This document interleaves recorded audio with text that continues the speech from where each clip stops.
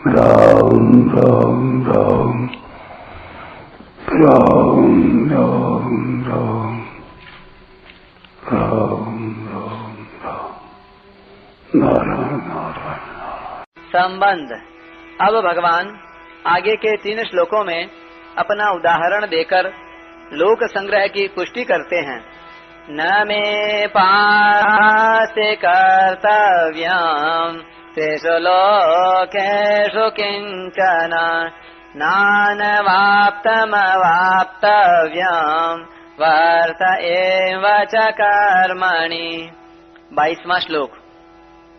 हे पार्थ, मुझे तीनों लोकों में न तो कुछ कर्तव्य है और न कोई प्राप्त करने योग्य वस्तु अप्राप्त है, फिर भी मैं कर्तव्य कर्म में ही लगा रहता हूँ। व्याख्या। न मे पार्थास्ति कर्तव्यम् त्रिषु लोकेषु किंचन नानवाप्तमवाप्तव्यम्। भगवान किसी एक लोक में सीमित नहीं हैं, इसलिए वे तीनों लोकों में अपना कोई कर्तव्य न होने की बात कह रहे हैं। भगवान के लिए त्रिलोकी में कोई भी कर्तव्य शेष नहीं है, क्योंकि उनके लिए कुछ भी पाना शेष नहीं है। कुछ न कुछ पाने के लिए ही सब मनुष्य, पशु, पक्षी आदि कर्म करते हैं। भगवान उपर्युक्त पदों में बहुत विलक्षण बात कह रहे हैं कि कुछ भी करना और पाना शेष न होने पर भी मैं कर्म करता हूँ।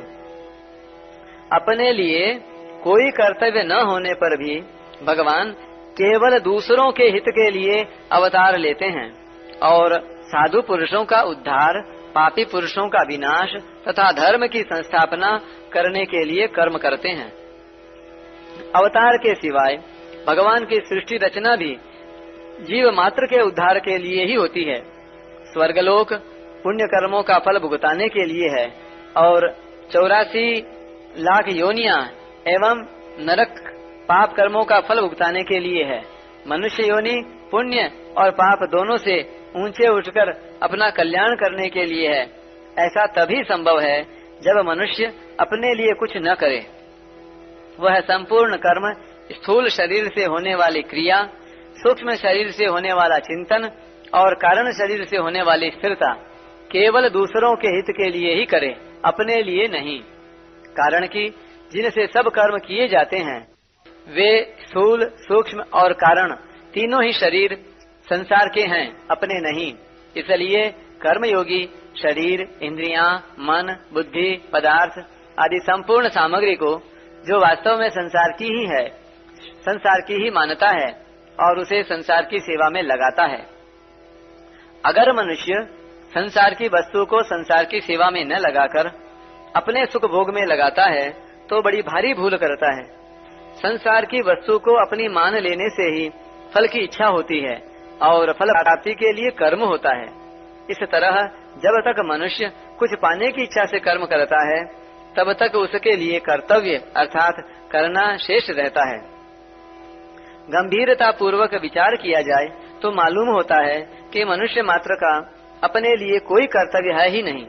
कारण कि प्रापणीय वस्तु परमात्म तत्व नित्य प्राप्त है और स्वयं स्वरूप भी नित्य है, जबकि कर्म और कर्म फल अनित्य अर्थात उत्पन्न एवं नष्ट होने वाला है।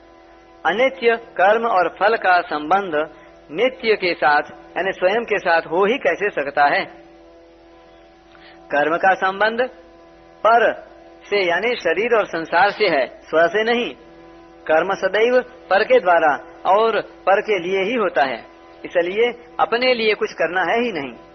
जब मनुष्य मात्र के लिए कोई कर्तव्य नहीं है तब भगवान के लिए कोई कर्तव्य हो ही कैसे सकता है।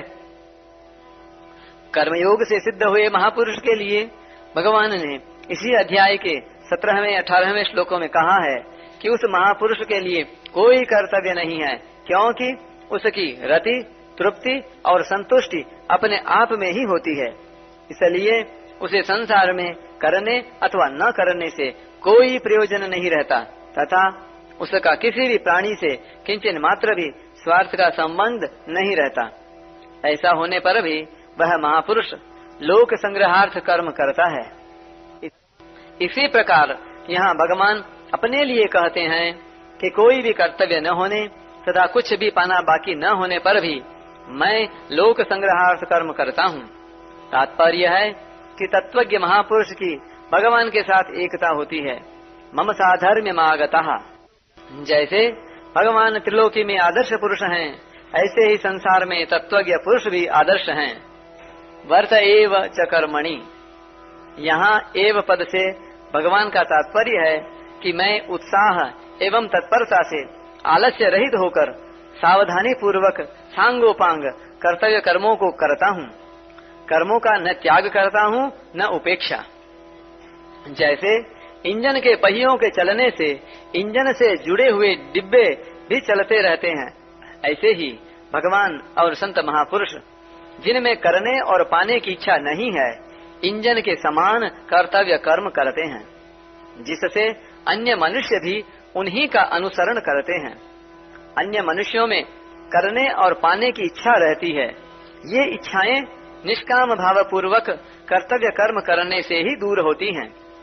यदि भगवान और संत महापुरुष कर्तव्य कर्म न करें तो दूसरे मनुष्य भी कर्तव्य कर्म नहीं करेंगे, जिससे उनमें प्रमाद आलस्य आ जाएगा और वे अकर्तव्य करने लग जाएंगे। फिर उन मनुष्यों की इच्छाएं कैसे मिटेंगी? इसलिए संपूर्ण मनुष्यों के हित के लिए भगवान और संत महापुरुषों के द्वारा स्वाभाविक ही कर्तव्य कर्म होते हैं। भगवान सदैव कर्तव्य परायण रहते हैं, कभी कर्तव्यच्युत नहीं होते। अतः भगवत परायण साधक को भी कभी कर्तव्यच्युत नहीं होना चाहिए। कर्तव्यच्युत होने से ही वह भगवत तत्व के अनुभव से वंचित रहता है। नित्य कर्तव्य परायण रहने से साधक को भगवत तत्व का अनुभव सुगमता पूर्वक हो सकता है। परिशिष्ट भाव। महाभारत में भगवान ने उत्तंक ऋषि को भी तीनों लोकों में अपना कर्तव्य बताया है। धर्म संरक्षणार्थाय धर्म संस्थापनाय च तैस्तैर्वेशैश्च रूपैश्च त्रिषु लोकेषु भार्गव। मैं धर्म की रक्षा और स्थापना के लिए तीनों लोकों में बहुत सी योनियों में अवतार धारण करके उन रूपों और वेशों द्वारा तदनुरूप बर्ताव करता हूँ।